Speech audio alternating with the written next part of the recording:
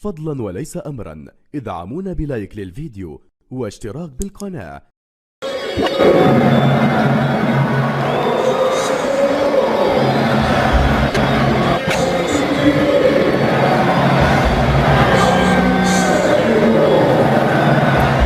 شكرا للزميل عبد العزيز البكر، شكرا لكل فريق وطاقم تغطية هذه المباراة عبر قنوات السعودية الرياضية. هذه أجمل تحية مني محدثكم فارس عوض، ويسرني بأن ألتقي مع حضراتكم اليوم في واحدة من مباريات دور 16 لبطولة كأس ملك إسبانيا مشاهدينا، والتي ننقلها لحضراتكم حصريا عبر قنوات KSA وعبر قنوات السعودية الرياضية. نجدد الترحيب بكم مشاهدينا متابعينا في كل مكان في الدقائق التي تسبق هذه المباراة وهذه الأجواء التي تسبق بالتأكيد دخول الفريقين إلى أرضية الملعب هنا في ملعب الكامب نو. عند الحضور إلى هذا المكان، عند التواجد هنا، تعرف بالتأكيد قيمة هذا المكان المرعب جدا، ولماذا يأتون إلى هنا ويخرجون بدون نقاط في غالبية الأحيان، ولماذا يأتون إلى هذا المكان ويخسرون الكثير من الألقاب والبطولات. الانطلاقة السريعة لفريق ليغانيس، المحاولة للضربة الأولى، الكرة مرت والكرة تحولت بعد ذلك إلى خارج الملعب. فاتي يتقدم، فاتي بيعدي فيها، انطلاقة سريعة بحثا عن مقطوعة، الكرة تعود من جديد بداية للبارسا في التصويبة، بيرسل الكرة، يا سلام يا ميسي، عرضية ممكنة، متابعة جريزو، يا رب، هدف مبكر يأتي من المفتاح الذهبي الذي يفتح جميع الأبواب. جريزو يسجل، أرقامه ليست سيئة لكنها ليست كافية بعد إلى أن يعود سواريز. كن لهم لويزيتو آخر يا جريزو. والله الهدف من هنا، انظر التمريرة، شوف العرضية، شوف أنطوان جريزمان استلام، هنا التقدم، هنا المحاولة، هنا الكرة العرضية من جوردي ألبا، ميسي من جديد، فيدال من جديد، يا رب، مستحيل هذه الكرة، الهدف يلغى لكن الصورة تبقى، لكن اللحظة تبقى، لكن اللقطة، يا سلام، شوف اللقطة كان فيها لحظة تسلل في اللقطة الماضية. أرتورو فيدال، جريزمان تابع، لكن متعة للبارسا حتى الآن، متعة للبارسا يقابلها معاناة كبيرة حتى الآن نشاهدها من جانب فريق ليغانيس في شوط المباراة الأول.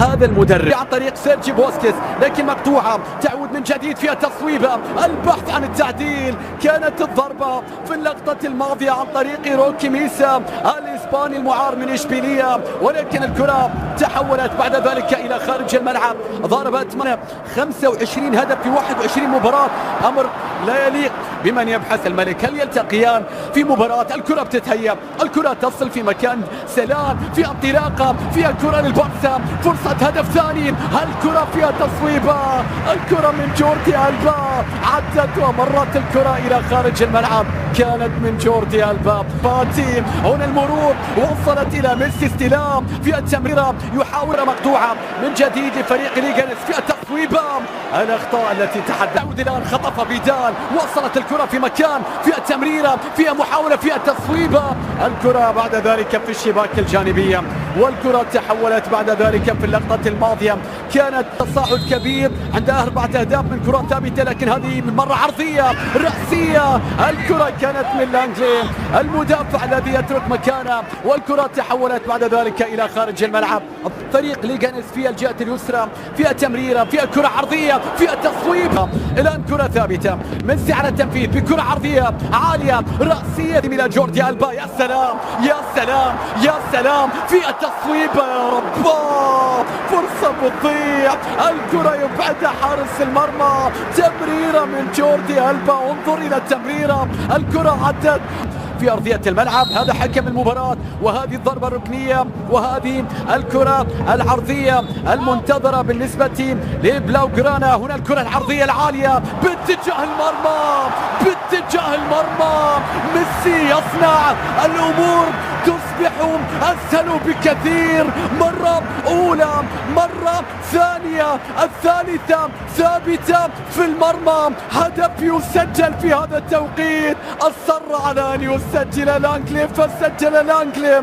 أي صانع يختار ويحدد من يريد أن يسجل اليوم. يعود بليغانس، هل يعيد الحظوظ؟ الكرة العرضية لكن مقطوعة، ما زال يقود، ما زال قادرا، ما زال يحقق هنا تصويبة قوية يتغير اتجاهها والكرة بتتحول.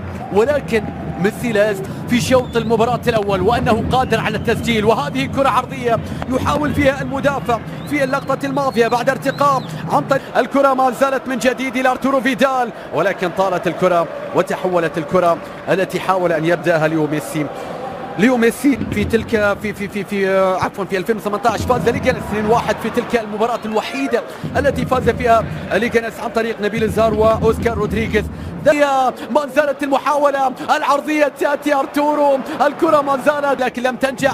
ميسي وقوف تمرير، يا سلام على النظرة، لكن طالت. بارسا لا تغيير في المشهد، لا تغيير في الصورة. لاعبو ليغانس يتراجعون في ملعبهم بما فيهم المهاجم مارتن بريثويت.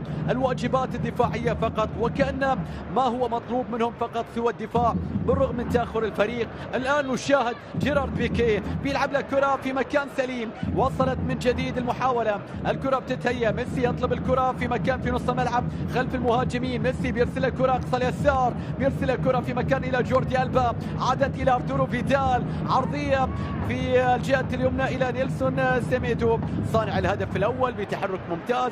مرر الكرة إلى جريزمان، الكرة تعود الآن باتجاه جيرارد بيكيه، والمحاولة لبناء وتنظيم هجمة في مكان سليم باتجاه جوردي ألبا. نقلات الآن والكرة تعود إلى إنسو فاتي. شوف التكتل الدفاعي، شوف العودة، شوف التراجع، شوف المساحات الضيقة. يجبر أيضا لاعبي البارسا على الاستمرار بالتمرير بعرض الملعب بانتظار لقطة، بانتظار تمريرة بينية. الكرة تصل إلى ميسي والنقلات ما زالت على طريقة كرة اليد من أقصى اليمين إلى أقصى اليسار. الكرة بترجع في مكان إلى أنطوان غريزمان، بيلعب لكرة باتجاه جيرارد بيكيه. تعود هذه اللقطة في الجهة اليمنى، ولا شك بأن جماهير البارسا سعيدة بأن أنطوان غريزمان يستمر في التسجيل وتتمنى بأن يستمر كذلك. الأمر أيضا ينطبق على ديليخت، الكرة بتتحول الآن، ميسي هيئها، أرتورو فيدال يصوب، ولكن راية وتسلل على ليو في اللقطة الماضية، وبالتالي الفرصة والكرة بتضيع وبتتحول لفريق ليغانس في هذه اللحظات. شوف اللقطة ما كان فيها تسلل، لحظة تمريرة أو لحظة خروج الكرة، لكن إشارة كانت من مساعد الحكم على ليونيل ميسي في اللقطة الماضية. بالمناسبة ليونيل ميسي يعتبر سادس أعظم هداف في تاريخ هذه البطولة التي ما زال زارا أيضا لاعب أتلتيك بلباو يتصدر هدافيها ب81 هدف كأعظم هداف في تاريخ بطولة الكأس ملك إسبانيا، وواحد من اللاعبين اللي ساهموا في تحقيق ألقاب عديدة لأتلتيك بلباو. وبالمناسبة أتلتيك بلباو هو ثاني أكثر الفرق حصولا على لقب هذه البطولة بعد البارسا، تتكلم عن 23 لقب فاز بها فريق أتلتيك بلباو. كانت له من الصولات والجولات والأيام التي لا تنسى في تاريخ هذه البطولة. تمريرة من جوردي ألبا، لكن الكرات فيها استعجال وفي كرات مقطوعة لا تكتمل، والكرة بترجع الآن في مكان سليم فيها تمريرة عادت إلى جيرارد بيكيه اللي يعيد الكرة إلى حارس المرمى الحارس تير شتيغن في اللقطة الماضية. بيكيه في مكان إلى جوردي ألبا، تمريرة إلى سيرجي بوسكيتس في نص الملعب أقصى اليمين الآن، ممكن يغير راية. تعود الكرة في الجهة اليسرى، البارسا يبحث عن الهدف الثالث في هذه المباراة في شوط المباراة الثاني. تمريرة من ميسي، لكن كما ذكرت مجموعة أيضا من التمريرات أو الكرات المقطوعة واللي يكون فيها بعض التسرع. كرة تعود الآن إلى ميسي، يا سلام على المرور، ميسي يتقدم، ميسي بيرسل كرة في مكان سليم باتجاه أرتورو فيدال، بيلعب لكرة إلى أنطوان غريزمان وإلى جوردي ألبا، وصلت إلى فيدال، ممكن تصويبة قوية من أرتورو فيدال، لكن الكرة إلى خارج الملعب. ضربة مرمى في اللقطة الماضية كانت عن طريق هذا تشيلي، ولكن المحاولة أيضا بتضيع والكرة بتتحول إلى ضربة مرمى لمصلحة فريق ليغانس.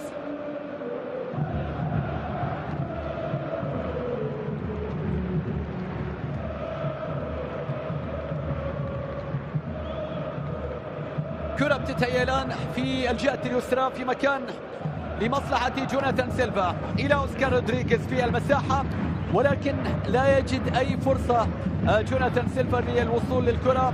سيميدو في التغطية، فريق ليجنز بدون أي فرص، بدون أي محاولات في شوط المباراة الثاني حتى الآن، بدون رأي. يا رب يا الله، هذه أشياء ميسي، هذه أشياء ميسي. هدف يأتي عن طريق ليونيل، عن طريق أسطورة البلوغرانا، الأعجوبة، ملك أحلامهم، أكسجين الكامب نو. هدف يأتي بعد المرور، بعد التمرير، بعد التلاعب، بعد النهاية. هذه أشياء ميسي يعرفها دائما، يصنع هنا ويسجل هناك، ولا يتوقف عن قيادة البارسا. أو كل ما اقتربنا أن نهزم أنفسنا وأن نهدم